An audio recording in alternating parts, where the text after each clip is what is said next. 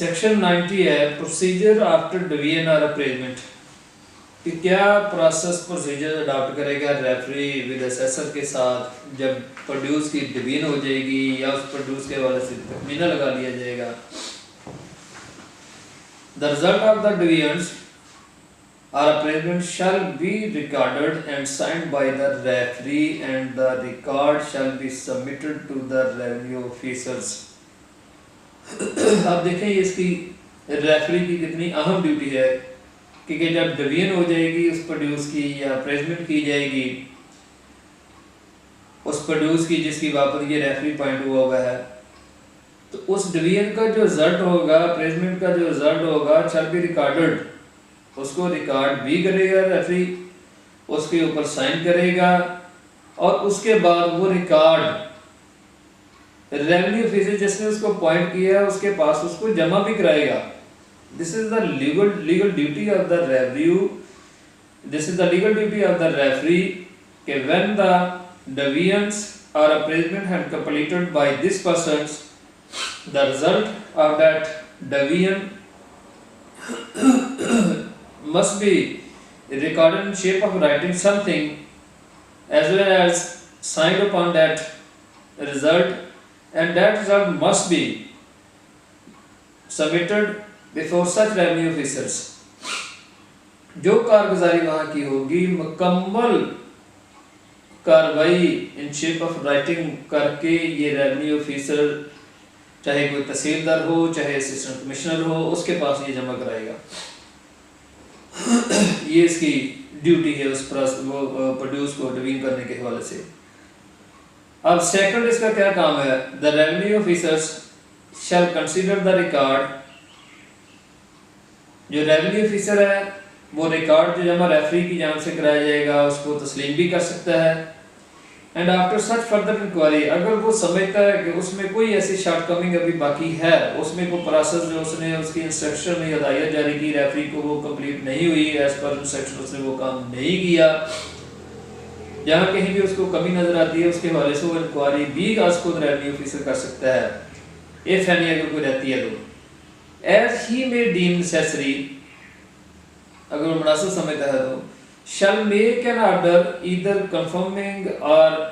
varying the division or appraisement। अगर वो समझता है कि जो रिकॉर्ड मेरे पास आ गया है इसको मैं कंफर्म कर दूं, ये जो प्रोसेस इन्होंने अडॉप्ट करके डिवीजन की है वो बिल्कुल दुरुस्त है, उसको कंफर्म भी कर सकता है। अगर वो समझता है कि ये कंफर्म नहीं मैंने करनी है, इसमें को थोड़ी जो है ना वो तब्दीली करनी है, तो वो उस डिवीजन में या अप्रेजमेंट के उस तरीक़ेकार में उस जो रिपोर्ट आई उसमें तो रेवेन्यू ऑफिसर के ये भी बात उसके इख्तियार आते हैं कि वो डिवीजन और अप्रेजमेंट का जो रिकॉर्ड है उसमें जो है ना वो तब्दीली भी कर सकता है। The revenue officer shall also make such order as to the cost of the reference as he thinks fit. Revenue officer के पास ये भी इख्तियार है कि वो सारी कारगुजारी, वो सारी कार्रवाई, वो सारी प्रोसीडिंग जो डिवीजन के हवाले से या अप्रेजमेंट के हवाले से हुई है उसकी जो कास्ट है वो भी मुकर्रर करे कि इसके ऊपर इतनी कास्ट आएगी, वो पे कौन करेगा, ये भी रेवेन्यू ऑफिसर के पास इख्तियार है कि जो एप्लीकेंट है क्या वो पे करेगा या दोनों लैंडलॉर्ड और जो टेंडर वो पे करेंगे। द कास्ट में includes the remunerations the referee and of the assessors if any and may be levied from the application before the appointment of the referee subject to adjustment at the close of the proceeding।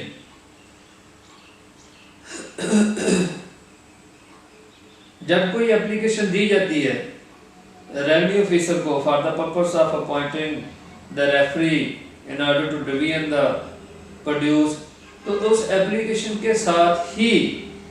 का जो है ना revenue officer जो है ना वो मुकर्रर करेगा कि ये इसका तरीक़ेकार होगा, इतनी कास्ट इसके ऊपर आएगी, जिसको हम कहते हैं कि किसी भी जब कमीशन मुकर्रर किया जाता है किसी रेवेन्यू ऑफिसर को तो उसकी फीस साथ उसके जो है ना वो फीस के दी जाती है कि इतनी फीस जो है ना फर्स्ट में एप्लीकेंट जो है पे करेगा। तो same position is there in this sections कि at the time of submitting the applicant for the purpose of divisions produce the cost और fee of that revenue of that referee must be fix by the revenue officers, और वो पे करेगा कोई भी applicant हो, तो फिर ये कार्रवाई आगे जो है वो मुकम्मल होगी। Enhancement of the produce rents of occupancy tenants, where the rent of the tenants having a right of occupancy in any land in a share of the produce or of the praise value thereof with or without an addition in the money, or is paid according to rate fixed with reference to the nature of the crops grow, or is a rent is gross payable in coins, the tenant shall be entitled to occupy the land at that rent, provided that when the land or any part thereof previously not irrigated or flooded become irrigated or flooded, that rent payable in respect of the land or part may, subject to the provisions of this act, be enhanced to the share and rates, or with reference to the rent in gross, as the case may be paid by tenants having similar right of the occupancy for irrigated or flooded lands of a similar descriptions and with similar advantages। अब ये जो section 20 है कि enhancement of the produce rent of occupancy tenants, occupancy tenants जो है ना वो produce rents कैसे जो है ना एनहांस किए जा सकते हैं, कम भी किए जा सकते हैं। सपोज ऐसी अराजी जो अरसा दराज से उनके पास टेनेंसी राइट्स के हवाले से अंडर पोजेशन है, अगर वो फ्लड की नज़र हो जाती है, और जब फ्लड की नज़र हो जाती है तो पैदावार वहाँ पे नहीं है, तो एनहांस नहीं किया जा सकता। अगर इरिगेटेड है और ऐसी राजी जो अड़ोस पड़ोस में है उसमें प्रोड्यूस के रेंट जो है ना वो आगे बढ़ रहे हैं, तो टेनेंट जो है ना उसके पास भी एक राइट है कि प्रोड्यूस रेंट जो है ना वो एनहांसमेंट की जो है ना वो रिक्वेस्ट कर सकता है और वो बढ़ाए जा सकते हैं। Reduction of rents, reduction of rents referred to in the last foregoing sections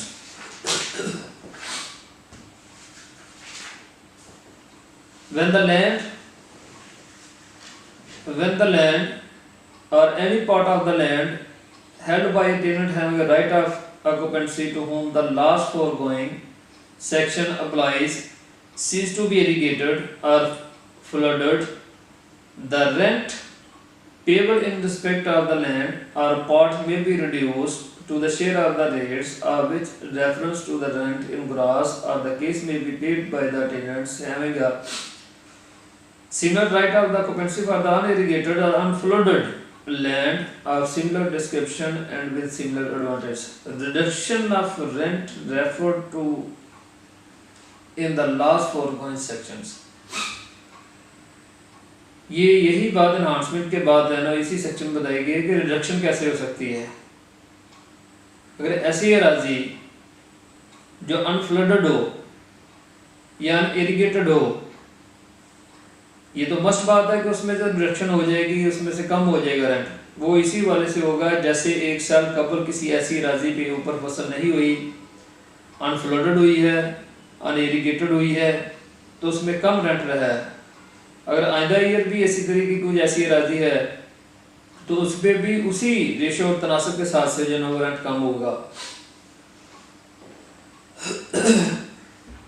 enhancement of cash rent of occupancy tenant, occupancy tenants cash के हवाले से क्या रेंट होगा, किस तरह उसको बढ़ाया जाएगा। When a tenants having a right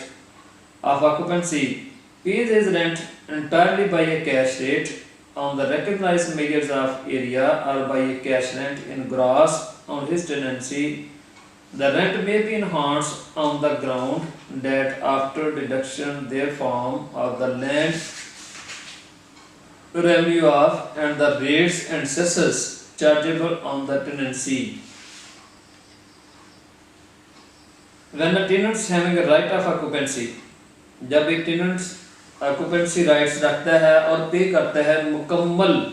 अपना रेंट किस शक्ल में, कैश की सूरत में,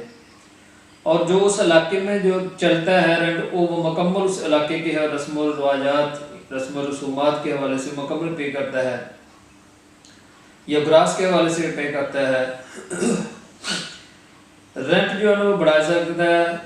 किस तरह और किस हवाले से बढ़ाया जा सकता है। इसमें एक लाजमी शर्त ये है कि वो प्रोड्यूस जो कलेक्ट होती है उसमें से फर्स्ट चार्ज जो है ना वो लैंड रेवेन्यू का, उसमें जो मामला है उसके ऊपर जो टैक्सेस हैं, जैसे जो रेट हो कानून के मुताबिक for the time being and सेसेस के जो चार्जेस हों वो सारे के सारे उसमें डिडक्ट करने के बाद जो है ना तो वो टेनेंसी एक्ट के तहत वो एनहांस किया जा सकता है। If the tenants belongs to the class specified in class A of subsection 1 of section 5 less than 2 annas per rupees of the amount of the land revenue, ये फर्स्ट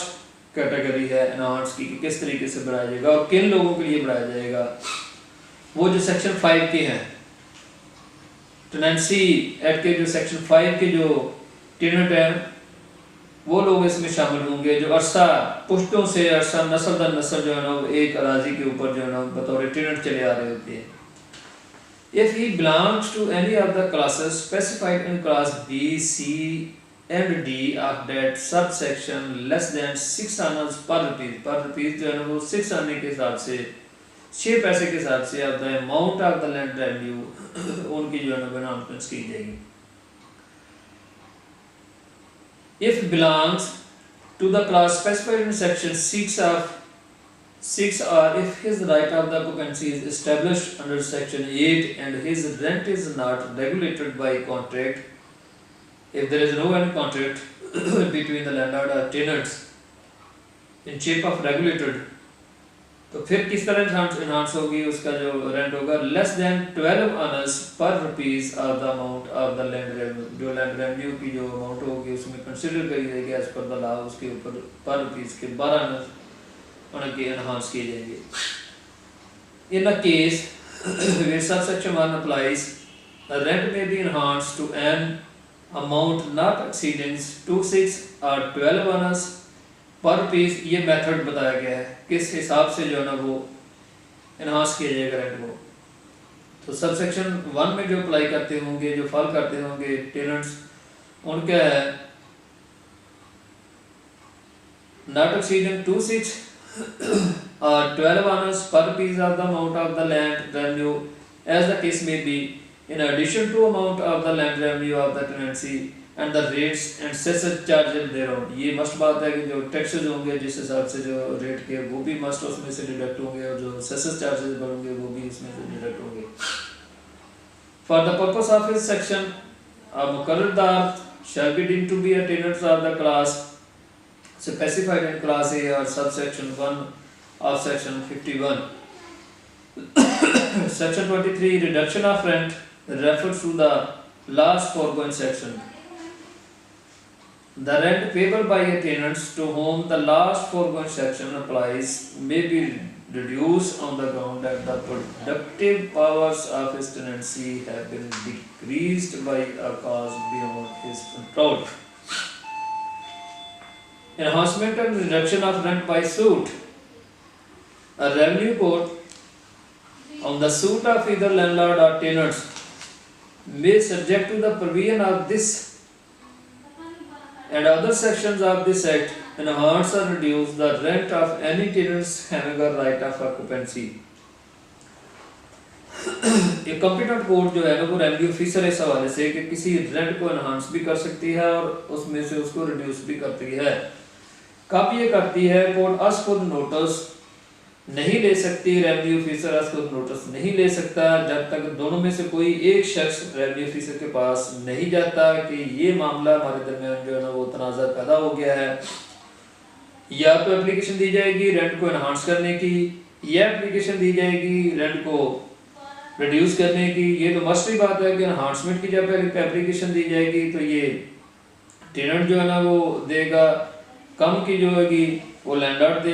देगा कि इसमें मैं इसको कम दूं। तो वह रेवेन्यू ऑफिसर जो है ना उसके पास ये इख्तियार है कि दोनों की एप्लीकेशन जो दोनों को जो है ना वो समाप्त करने के बाद जो है ना वो फैसला दे कि क्या रेंट एनहांस करना चाहिए या उसको कम करना चाहिए। एनहांस करेगा तो भी as per the law, as per the order of the board of revenue, as per the order of the government, as per the rules and policy of the land revenue उसको बढ़ाएगा, और इसी तरीके से अगर उसको कोई ऐसा आर्डर होगा तो उसको कम करेगा। Where a decree for the enhancement of the rent of such a tenants has been passed under the Punjab Tenancy Act 1868, suit for a further enhancement of his rent shall not lie till the expiration of 5 years। जब किसी competent court की जानिब से कोई ऐसी degree पास हो जाती है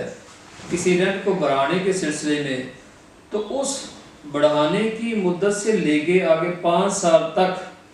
no suit, no application can be filed from both the side. One side is landlord, the second side is tenants।